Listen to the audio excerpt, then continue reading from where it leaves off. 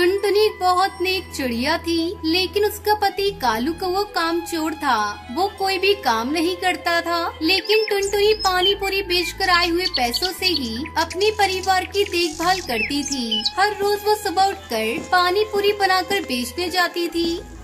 पानी पूरी ले लो, पानी पूरी, स्वादिष्ट पानी पूरी। एक बार खाना काफी नहीं होता है, बार बार खाने का मन करता है पानी पूरी। 10 रुपए की एक प्लेट, आइए आइए पानी पूरी ले लो, पानी पूरी। उसकी बनाई हुई पानी पूरी स्वादिष्ट होने की वजह से सभी पक्षी वहाँ खाना पसंद करते थे। रोज की तरह वो एक दिन पानी पूरी बेचकर अंधेरा होने पर वापस अपने घर आ रही थी। तभी उसे रास्ते में कुछ पक्षी भागते हुए दिखाई देते हैं और वही सड़क पर एक सूटकेस दिखाई देता है। अरे ये पक्षी ऐसे क्यों भाग रहे थे? और ये किसका सूटकेस है? शायद किसी ने खो दिया होगा। सुबह में इसे मुखिया को दे देती हूँ, वो इसको इसके मालिक तक पहुँचा देंगे। ऐसा सोचकर वो सूटकेस अपने साथ अपने घर ले जाती है। तभी उसका पति कालू कौवा पूछता है, ये किसका सूटकेस है टुनटुनी? मुझे नहीं पता, आते समय रास्ते में मिला था, मुझे नहीं पता इसमें क्या है। ये सुनकर वो जल्दी से सूटकेस को खोलकर देखता है तो उसमें बहुत सारे सोने के जेवर रखे हुए थे। ये देखकर वो हैरान हो जाता है। देखा तुमने कितना सोना है इसमें? अब हमें कभी मेहनत करने की जरूरत नहीं पड़ेगी। अपनी 7 पीढ़ियाँ भी ऐश करेंगे, ऐश। कालू, ये सूटकेस हमारा नहीं है, कल सुबह में इसे मुखिया को दे आऊंगी।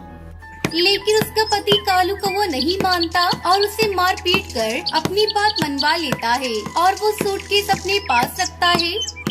कालू, किसी और का कमाया हुआ मुझे खर्च करना ठीक नहीं लगता है। मैं अपनी पानी पूरी की दुकान ही चलाऊंगी, तुम्हें जो पसंद है तुम वही करो।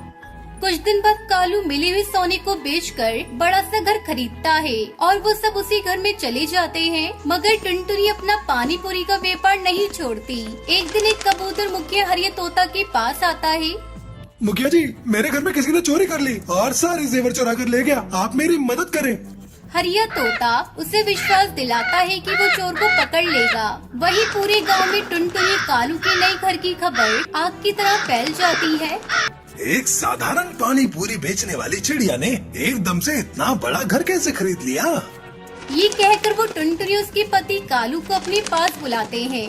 टुनटुनी, मुझे तुम्हारे बारे में सब पता है, तुम्हारे व्यापार के बारे में भी पता है। तुम्हें कुछ पूछने के लिए यहाँ बुलाया। तुम इतने कम दिनों में उतना बड़ा घर कैसे खरीद पाए हो? सच बताओ।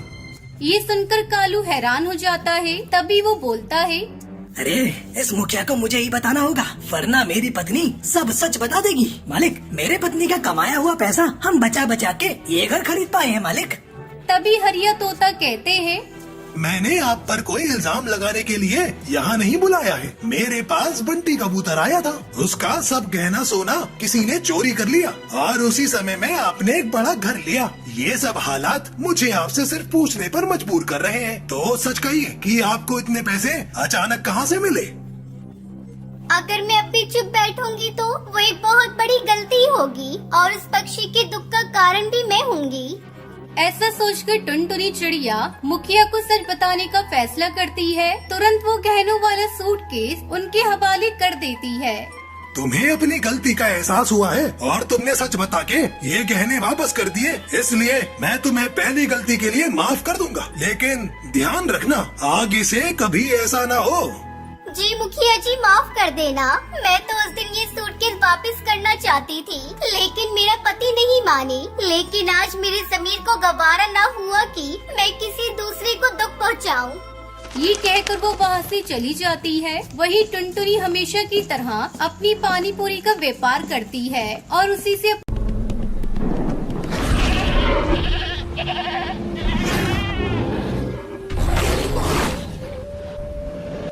जंगल में बड़ी जोर की ठंड पड़ रही थी। लगातार बर्फ पड़ने की वजह से एक दिन अचानक टुनटुनी का घोंसला टूटकर नदी में गिर गया। उसके अंडे पानी में बहने लगे।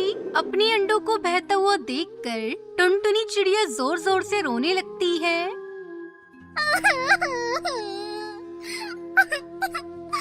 बंटी जी, अरे ओ बंटी जी, जल्दी से मेरे अंडों को बचाइए, कहीं मेरे अंडे मुझसे दूर न हो जाए।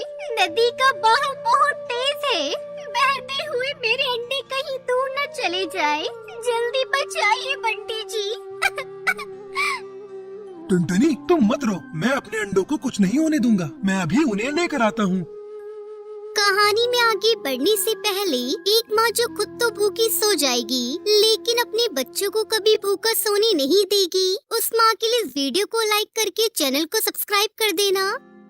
बंटी कबूतर नदी में अंडे पकड़ने की कोशिश करता है। किसी तरह उसने एक अंडे को बचा लिया, लेकिन दूसरा अंडा पानी में अभी भी बहे जा रहा था। उसे पकड़ने के लिए बंटी कबूतर बहुत ही कोशिश कर रहा था, लेकिन नदी का बहाव इतना तेज था कि अंडा और बंटी कबूतर दोनों टुनटुनी की आंखों से बहते हुए ओझल हो गए। अरे ये क्या हो गया? हे भगवान, मेरे पति की रक्षा करना, मेरे अंडे की भी रक्षा करना। हे भगवान, उन्हें कुछ मत होने देना।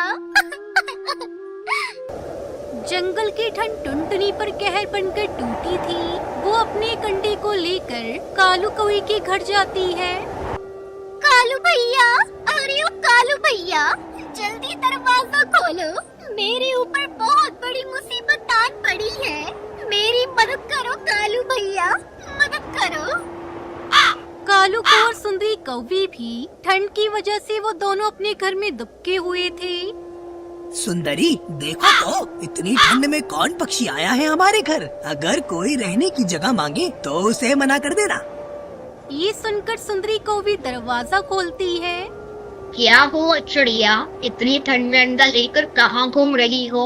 अंडे को ठंड लग जाएगी, जल्दी अपने घर जाओ। सुंदरी बहन, मेरे ऊपर मुसीबतों का पहाड़ टूट पड़ा है। मेरा घर इस ठंड में टूट गया। मेरे पति अंडे को बचाते हुए अंडे के साथ वो भी पानी में बह गए। कृपया करके मुझे अपने घर में शरण दे दो सुंदरी बहन। मेरे अंडे से बच्चा होने वाला है। अगर मेरे बच्चे को ठंड लग गई तो ये भी मर जाएगा। मैंने अपने पति और एक अंडे को तो खो दिया, इस अंडे को मैं खो नहीं सकती। सुंदरी बहन, मुझ पर रहम करो। अरे टुनटुनी चिड़िया, मैं तो तुम्हें अपने घर में रख लेती, पर कालू ने ऐसा करने से मना किया है। तुम कहीं और जाओ, मैं तुम्हारी कोई मदद नहीं कर सकती। रोती बिलखती टुनटुनी अपने अंडे को लेकर दर दर भटक रही थी, पर किसी ने उसकी मदद नहीं की। आखिरकार थक हार कर उसने एक मिट्टी के ढेर पर अपना अंडा रख दिया और खुद भी वही ठंड से बचने के लिए बैठ गई। अब मेरी कौन मदद करेगा? ऐसी ठंड में कैसे खुद को और अपने अंडे को बचाऊं? कुछ तो रास्ता दिखाओ भगवान। मैं अपना चिड़िया क्या करूं? इस मतलबी जंगल में किससे मदद मांगूं? कोई रास्ता तो दिखाओ। तभी उस मिट्टी के ढेर से आवाज आती है। ऐ नन्ही चिड़िया, तुम क्यों रो रही हो? मुझे बताओ, क्या परेशानी है तुम्हें? अरे ये आवाज कहाँ से आ रही है? कौन है यहाँ? ये आवाज मिट्टी से आ रही है। मैं एक जादुई मिट्टी हूँ, तुम्हारी मदद करना चाहता हूँ। मेरी मदद तो जंगल के किसी पक्षी ने नहीं करी। मुझे इस ठंड के कहर से बचा लो। मैं और मेरा अंडा ठंड में कहीं जम न जाए। वो पेड़ देख रहे हो सबसे ऊंचा? आज तक वहाँ कोई पक्षी अपना घोंसला न बना सका। तुम वहाँ बस अपने अंडों को लेकर किसी तरह पहुँचो। टुनटुनी चिड़िया जैसे तैसे करके अपना अंडा लेकर उस ऊंचे पेड़ पर पहुंची। तभी वह एक चमत्कारी रोशनी से एक मिट्टी का घर बन जाता है। टुनटुनी उस घर में घुसती है और वहाँ हर तरह की चीज रखी हुई थी और वो घर गर्म भी था। ये देखकर टुनटुनी चिड़िया बहुत खुश होती है। हे ऊपर वाले, तेरा लाख लाख शुक्र है, तूने मुझे इस ठंड के कहर से बचा लिया, वरना मेरा और मेरे अंडे का क्या होता। टुनटुनी चिड़िया उस मिट्टी के घर में रहने लगी। ऐसे ही कुछ दिन बीत जाते हैं। तभी वहाँ से गुजर रही एक चील की नजर उस मिट्टी के घर पर पड़ती है। ओए ओए, ये क्या? मैंने तो आज तक इस पेड़ पर कभी कोई घर नहीं देखा। अचानक से ये घर कहाँ से टपक गया? चलो अच्छा है, मुझे तो मेरा शिकार मिल गया। वैसे भी काफी दिनों से मैंने किसी पक्षी को नहीं खाया।